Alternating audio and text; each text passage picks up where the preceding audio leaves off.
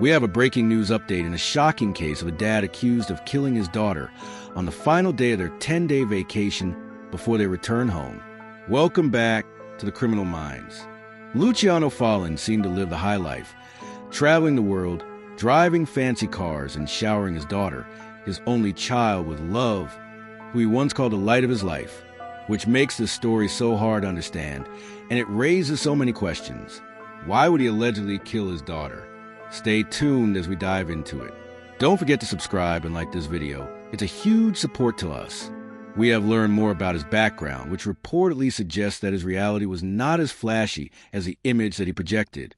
After the body of his daughter was found in a shallow pool, police went ahead and arrested him and charged him for allegedly killing his daughter, because he also lied, saying that two men from a white van came and took his daughter when he parked to use the bathroom. And also police said there have been inconsistencies in his statement about his daughter's death. He has pleaded not guilty to allegedly murdering his 9-year-old daughter, Molina. Who is Luciano Fallen, and where did he come from? On July 11, Molina and her dad started a 10-day trip for vacation. Just the two of them. They both lived in Montreal, Quebec, Canada. They came into the United States to spend time in New York and Connecticut. Luciano is the founder of a coffee company based in Montreal. He was a successful entrepreneur and business person. He said that his daughter was everything to him and the light of his life. Now the question is, what really happened for a man that called his daughter his light of his life to have allegedly murdered her? After he made a 911 call, police put out an Amber Alert triggered for Molina. But in the next few hours and over the next day, police say they found out that the story of the abduction was a lie. They found inconsistencies. Then just before 2 o'clock on Sunday, police were in Ticonderoga, New York, which is near the Vermont border, and they were searching a wooded area. This was about 45 minutes north of where that 911 call was made. In the wooded area, they found Molina's body. She was left in a shallow pond. After an autopsy was conducted, police say that Molina died of asphyxiation due to drowning. Her body allegedly left behind in that shallow pond in a wooded remote area of upstate New York. And her own father, police say, is the man responsible. Police said before her death on Saturday night, Molina actually was on the phone with her mom. She had called around 6:30 to tell her that she and her dad were on their way back to Canada. At 6:30 p.m., she spoke to her mother on the phone and told her she and her father were en route back to Canada. The child appeared to be in good health and did not indicate she was under any duress. The investigation has determined sometime after Molina's phone call with her mother and before Mr. Fratolin's 911 call, he allegedly murdered Molina and left her body in a remote area where she was later discovered by law enforcement. We don't know the alleged motive in this case, but it is notable that police said this in the news conference. They were expected to return to Canada on Sunday, July 20th, at which time Molina would be returned to the custody of her mother in Montreal. The mother and Mr. Fratolin had been estranged since 2019. The child resided full-time with her mother, and Fratolin visited with the child when in Canada. There's a post that said in 2019 he was met with an unfortunate event that severely impacted his well-being. This is according to the Canadian news outlet City News. It's unclear what he meant by that unfortunate incident, but that 2019 timeline lines up with the year that police say he became estranged from his wife. His social media showed him living a lavish lifestyle, a true jet-setter going all across the world. His social media and his coffee business gave the impression publicly that this was a man who had money to spend. He has a lot of pictures showing that he brought Molina with him on these vacations as well across the world, showering her with love and with gifts. But today, we're learning that Luciano was involved in 5 lawsuits that were all filed this year. He's a plaintiff in 4 of the lawsuits, but in the 5th lawsuit, he is a defendant, and he is being sued by a bank for more than $83,000. According to the press conference by the police, we don't know what the motive was, but we can guess that maybe it was because he was trying to get back at his wife from taking full custody of his daughter just to spite her. Or maybe he wanted his wife back and couldn't get her back, and he decided to spite her. What if he is just trying to act like he has money, but behind all this he's broke, plus the lawsuits against him of $83,000? But we do believe that police must have had or seen something to make them believe that he's the one that committed the murder. And then comes a breakthrough from a woman who saw Luciano around 7 p.m. in that area the night of Molina's murder.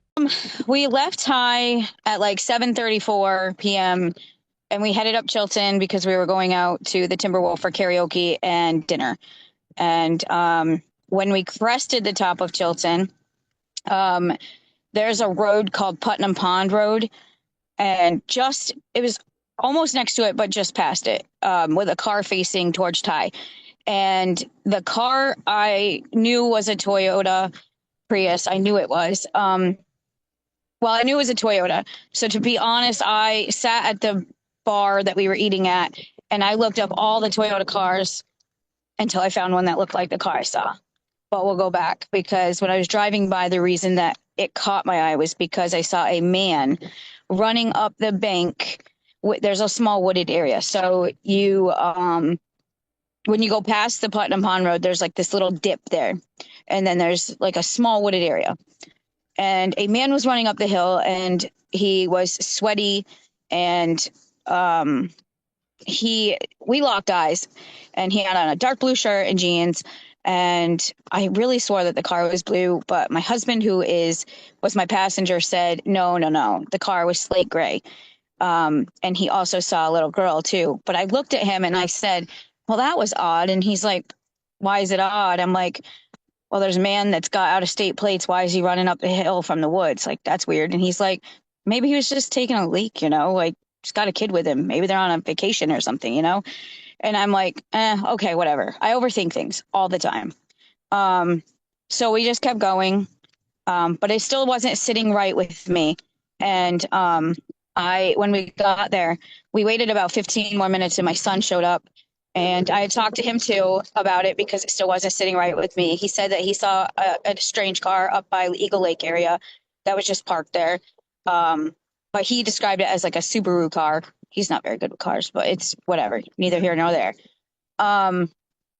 Then it just kept sitting with me wrong. So like while we're eating dinner, I'm sitting there looking at cars online until I found one. And I thought it was like a 2017 Toyota Prius or newer. And that is what I ended up reporting to the police.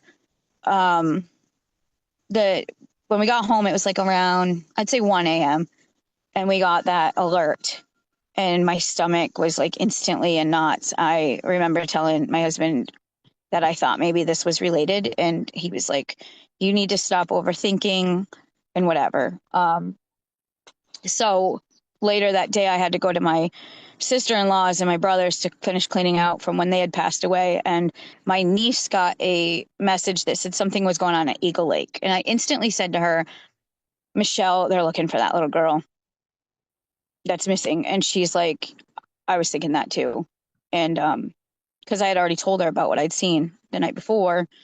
And so later that day, I waited until like 4:30 when we got home and we unloaded stuff from there. I called the police. I got dispatched. They kind of were in a rush to get me off the phone, but I understand now why. I didn't know that they had found her yet. I didn't know any of that. So I understand why he was getting me off the phone kind of quick, but nobody called me back on by Monday. So I called them in the morning, and I spoke to an officer, and he took my name, my number, my email address, and my address. And he asked me a couple of times about the Prius and what it looked like and what the man was wearing. And so that's the last time I talked to them. We believe that with this testimony and the other ones that the police have that haven't been released, Luciano has been arrested and charged with the murder of his daughter. When asked about how this story has impacted their community, she said this. I think everybody's feeling it in their feels. At the vigil last night, there was a lot of tears, a lot of hugging, a lot of sadness. And not everybody can understand why people are upset over someone they didn't know. But everybody experiences empathy differently, I guess. I think that,